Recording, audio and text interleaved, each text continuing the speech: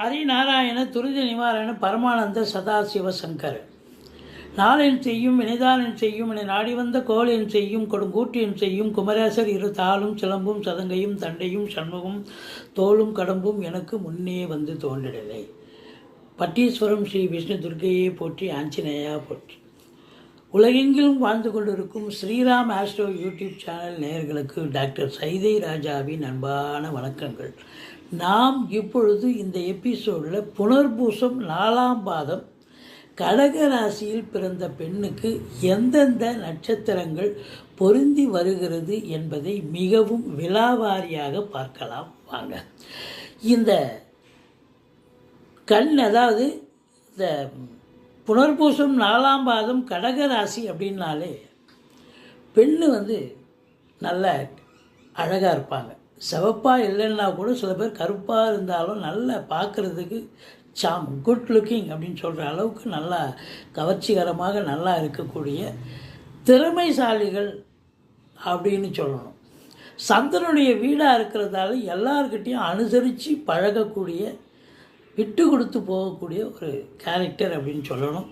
இப்போது இந்த புனர்பூசம் 4ஆம் பாதம் கடகராசியில் பிறந்தவர்களுக்கு மிருகம் பெண் பூனை, அன்னம் பட்சி அன்னம், மரம் கொய்யா, ரஜ்ஜு வயிறு ரஜ்ஜி, நாடி பார்ஸ்வ நாடி, குணம் தேவ குணம்.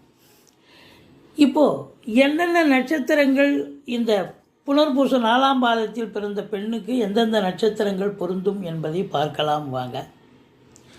அஸ்வினி, பரணி, ரோகிணி, மிருகசீரிஷம், திருவாதிரை, மகம், அஸ்தம், சித்திரை, சுவாதி, அனுஷம், பூசம், கேட்டை, மூலம், பூராடம், திருவோணம், அவிட்டம், சதயம், உத்திரட்டாதி, ராவதி. மொத்தம் 19 நட்சத்திரங்கள் இந்த புனர்பூசம் 4ஆம் பாதம் கடகத்தில் பிறந்த பெண்ணுக்கு பொருந்தக்கூடிய ஆணின் நட்சத்திரங்கள். இது மட்டுமே இறுதி முடிவு கிடையாதுங்க.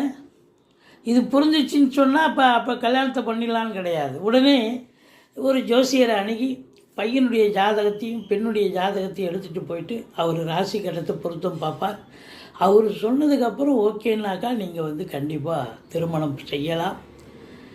எங்களுடைய வீடியோ உங்களுக்கு